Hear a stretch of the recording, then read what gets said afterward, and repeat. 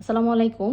আমরা পঞ্চম শ্রেণীর চার প্রক্রিয়া সম্পর্কিত সমস্যাগুলি অধ্যায়ের 13 পৃষ্ঠার 7 নম্বর অঙ্কটা এখানে করে রেখেছি। বাকি অঙ্ক আপনারা এমনিতেই পারবেন, এটা একটু বড় সেজন্য করে রেখেছি। আচ্ছা দেখেন, এখানে আছে কি, আমরা জানি এই অঙ্কর মধ্যে প্রথমে কাজ করতে হবে কি, প্রথম ব্র্যাকেটের কাজ করতে হবে, তারপরে দ্বিতীয় ব্র্যাকেট, তারপরে তৃতীয়। তো প্রথম ব্র্যাকেট মানে ফার্স্ট ব্র্যাকেটের মধ্যে দেখতে হবে প্রথমে কি ইসের কাজ, ভাগের কাজ, তারপরে গুণের কাজ, তারপরে যোগের কাজ, তারপরে বিয়োগের কাজ। এখানে দেখেন প্রথম ব্র্যাকেটের ভিতরে কি আছে, 12/4, তার মানে কি এই কাজটা আমাকে করতে হবে। আবার এই পাশে আছে প্রথম ব্র্যাকেটের ভিতরে আছে 6 × 6, তার মানে এখানে এই গুণের কাজটা করতে হবে। এখন দ্বিতীয় লাইনে দেখেন ব্র্যাকেট আর বাকি যা আছে সব ঠিক থাকবে।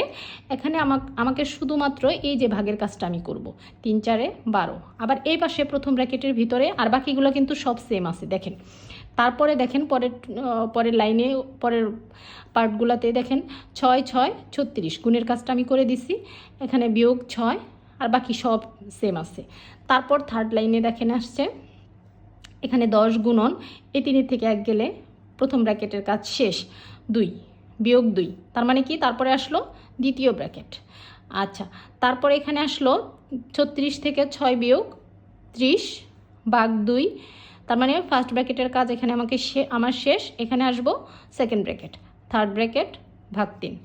আচ্ছা, এখানে সেকেন্ড ব্র্যাকেটের ভিতরে দেখেন আবার আছে কি গুণের কাজ আগে।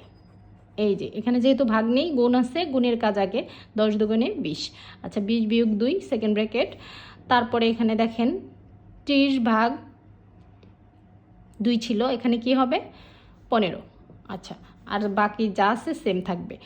20 থেকে 2 গেলে 18 বিয়োগ এই যে 15, তার মানে থার্ড ব্র্যাকেট সেকেন্ড ব্র্যাকেটের কাজ আমার শেষ, থার্ড ব্র্যাকেট /3। আচ্ছা, এখান থেকে 3/3 = 1। সরল মান কত হইল? 1।